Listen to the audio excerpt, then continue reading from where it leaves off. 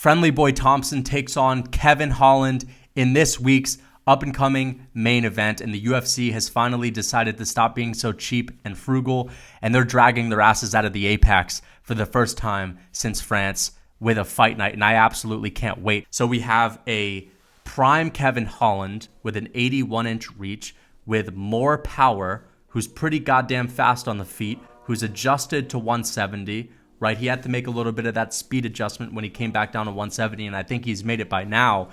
And then we have a 40-year-old Stephen Thompson, who's a little bit friendly at times in the cage and doesn't really capitalize when he gets a big moment. You know, Stephen Thompson's the kind of guy to wheel kick you, spinning wheel kick you in the jaw, wobble you, and instead of turning up the heat and trying to, use a little bit of aggression to finish you off, he'll extend his hand, smile at you, shake your hand and say, I got you there, but let's get back in the middle of the cage and let's duke it out. I'll let you recover for a little bit. I mean, he's that kind of guy.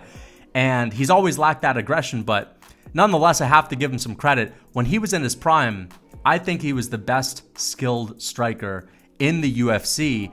He can mix it up. He's incredibly dynamic. He can be unorthodox at times. He's not only a guy who's just throwing kicks. Wonderboy can do it all. Wonderboy has fucking hands, and he's really fast. I mean, he's not only got hands, he's got quick hands, and he's also got kicks, and he's also got every single goddamn weapon you could even think of on the feet. It's just that he's a little bit too nice and he doesn't have any power. And that's the thing, Wonderboy has never really had that much power, and Wonderboy has outstruck the best of them, but it's just that he's 40 years old, and I'm a guy who takes age into account. I'm not like one of these guys that's saying, Nate Diaz, man. Nate Diaz, you got a chance, bro. You counting him out. You counting Nate Diaz out against Hamza, bro. You're casual, bro. Nate Diaz is going to wrap him up, bro. Watch it. I'm not one of these guys that goes out here and says that, yeah, my favorite fighter from back in the day who's coming back and happens to be 40 years old is going to be just as good as they used to be. Like, when people turn 40, unless we're talking about certain heavyweights or light heavyweights, most guys, when they turn 40, start to go downhill fast. There's a big difference between turning 40 versus turning 35. Every year after 40, you're going downhill faster and faster and faster. And Stephen Thompson's never been a guy that could fall back on some serious grappling, on some serious wrestling. And you would have to leave it up to a prime Stephen Thompson who is strong enough, who's athletic enough, who's in his physical prime to be able to stop a guy who can mix it up, to be able to stuff takedowns from a guy who's aggressive. You look at Wonderboy, he's not like a Nate Diaz who's just an absolute soy-fed soy boy, a guy who's not eating any meat, who's eating soy and seed oils all day. It looks like he has his nutrition on point. It's just really his age. Speaking of nutrition, every day is beef liver day. As you know, beef liver is nature's multivitamin. It's one of the healthiest, most vitamin-rich foods on the planet. Quality is incredibly important. You want to be eating animals that are truly raised on pastures, in wide open fields, eating grass, right? This is health. Now, not everyone can get beef liver, quality grass-fed beef liver, from beautiful grass-fed cows like the one that's standing behind me. That being said, that's no excuse to forego the benefits that you could get from eating grass-fed beef liver.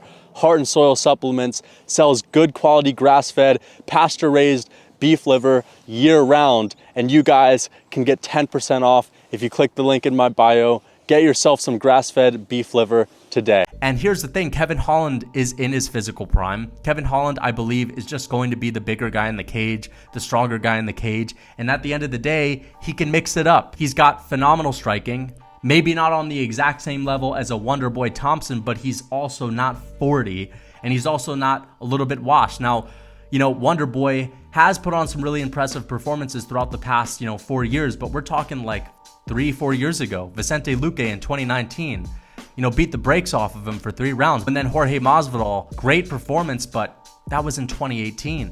His last few fights were against Gilbert Burns and Bilal Muhammad. He lost every single round in both of those fights. Don't get me wrong, it's not like Wonderboy is completely out of shape. I mean, he's still in pretty decent shape for his age, but he's not Yoel Romero, right? He's not like a Glover Teixeira. You know, these guys are in a bit of a lighter weight class, and Wonderboy is a striker. You look at these guys that have continued to have tremendous success in their 40s, they're just built different, or they're grapplers like a Glover Teixeira. They're guys that can fall back on their grappling.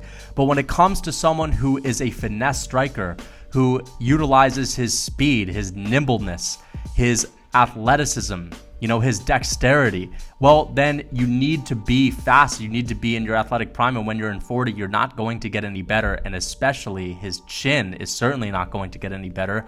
He's been knocked out before, and he's 40. I doubt his chin is going to be the best it's ever been. Kevin Holland has a pretty good chin, but you also look at these guys' reach, and Kevin Holland has an 81-inch reach. Wonderboy has a 75-inch reach, and, you know, Kevin Holland's 6'3", Wonderboy is 6 foot.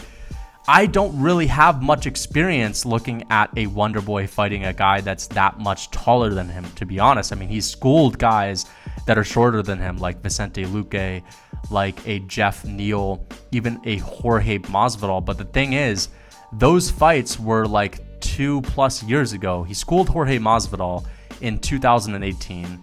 Just a masterclass. And Jorge Masvidal is an impressive striker, a phenomenal striker. And Wonderboy just pieced him up and dropped him, and Jorge had absolutely no answers. He made Jorge Masvidal look dumb. And then he put on a clinic against Vicente Luque. This was after his knockout loss versus Anthony Pettis. By the way, we're going to talk about how Kevin Holland can finish Wonderboy, and I'll bring up Anthony Pettis later. But then his fight in 2020, he absolutely schooled Jeff Neal, and he's outstruck the best guys. Now, he arguably beat Darren Till. He gave Tyron Woodley some tough fights, and this was a prime Tyron Woodley who was just so fast and explosive. You know, he's beaten guys like Rory McDonald, TKO'd guys like Johnny Hendricks, you know, Jake Ellenberger. He, in my opinion, and he even fucking TKO'd Robert Whittaker back in the day. You know, that to me is kind of like Conor McGregor's win over Max Holloway, by the way. But still, Stephen Thompson's one of the best strikers in UFC history, and in his prime, he was, in my opinion, the most skilled striker in the UFC. It's just that he's gone downhill a little bit, and I know that he didn't really look like he lost a step when he fought Jeff Neal, but that was in 2020. Now, I get it was December 19th, 2020. That was less than 2 years ago, but still, guys, I mean, still 2020. And since then, he's only gotten older. He's only had more training camps. He's only had more wear and tear in his body. And you look at a guy like Kevin Holland, who's just reaching his prime now, who's not, you know, going up against a guy like Khamzat Chimaev, who's going to shove his head up his ass and just, you know, be the most intimidating grappler that you could ever go up against, the most physically imposing grappler in the UFC. He's going up against FriendlyBoy Stephen Thompson, who, even if he wobbles him, if he gets lucky, because it doesn't even have that much power, it's just going to give him a handshake and a fist bump. And Kevin Holland, even though he is a little bit goofy on the feet, he's not goofy in the same way that Stephen Thompson is, right? He's not like out here shaking guys' hands. He's talking shit. He's talking smack. He's trying to annoy his opponents, but he is still trying to win. He's trying to knock them out, and he's had some serious finishes. You know, he, finished Alex Oliveira, KO'd him. You know, he submitted Tim Means after dropping him. You know, these are pretty decent opponents, nowhere near the same level of striker as a Wonderboy Thompson. And, you know, he's gotten some impressive finishes over Joaquin Buckley. He's very dangerous on the feet, right? I mean, there aren't many guys that can hang with him at welterweight on the feet. And I think that Stephen Thompson has a chance to hang with him on the feet in the early rounds. But, 5 rounds with Stephen Thompson, who doesn't have that finishing power, who's just a little bit too friendly, who doesn't have the best takedown defense, who's 40 years old, who's not as athletic, who's not as strong as he used to be. Kevin Holland, even if he's not doing so well on the feet, he can decide to mix it up. He can go in for a takedown. I mean, you look at these percentages, Kevin Holland, 52% of his wins come from TKO, 30% come from submissions, and 17% comes from decisions. So this guy, he is a finisher, and he doesn't need the TKO, right? And, Wonderboy Thompson, you look at that, he is a guy that goes to decisions quite a bit. And he outstrikes guys. But again, have we ever really seen Kevin Holland versus a guy that's 6'3"? Like, I just haven't really seen that. And I'm really looking forward to this. Now, again, Wonderboy Thompson, I really think skill for skill may be the better striker. But what happens if things aren't going so well for Kevin Holland? He's taken Derek Brunson down. He's showed that he has a good submission game. I'm not saying he'll just be able to submit Wonderboy Thompson in 1 round, but, what if he rocks him? He can jump on his neck. He can submit him. And what if he's just getting beat up a bit on the feet? He can take Stephen Thompson down and tire him out. So he has options. And when it comes to picking a fight, not only is Kevin Holland the younger guy with the better physical attributes, who happens to hit much harder, who happens to be more of a finisher, he just has more options and he can mix it up a little bit. And Kevin Holland has spent a lot of time throughout the past few years preparing for grapplers, wrestling against, Marvin Vettori, Derek Brunson, Khamzat Chimaev. And again, guys, I still really believe that fight with Khamzat Chimaev wasn't on short notice, like a week's short notice. I really think that the UFC put those guys together from at least a month out. I didn't buy all the shenanigans, the backstage brawl. I thought that was all a fraud, just to kind of cause a lot of hype for a weak card. So I think that, Kevin Holland is happy that he's going to go in there against a guy who's not going to try to take him down. I just think he'll be able to catch Wonderboy at some point in the fight. He's got really long arms, and at some point, if Wonderboy is being a little bit too playful, being a little bit too nice, I just think Kevin Holland will be able to crack him. Maybe lull him in to feeling like, oh, maybe I'm not so in danger, and then just crack him. And he's got these long arms. He's got big power.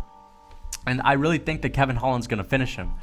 If this fight goes to decision, I think that Kevin Holland's going to win as well. I think he'll just be able to take Wonderboy down. Again, if he's not having so much success, I think he'll be able to take him down and just control him, maybe land some ground and pound. But he's just lacking that extra bit of youth, to be able to stuff those takedowns. I think it's going to be the passing of the torch, man. I really think Kevin Holland's going to finish him. So the way I think this fight is going to go down, I think Stephen Thompson will be getting the better of Kevin Holland in the first round. I think he'll probably win the first round. I think it'll be a really good scrap in the second round. That might go either way. And then the third, fourth round, I think Kevin Holland's going to be able to find a finishing blow. Now, I think the Wonderboy is going to be out striking him, out pointing him throughout the entirety of the fight. I just think that Kevin Holland is going to have some big moments, and I think he'll be able to really capitalize off of those big moments and turn them into a win.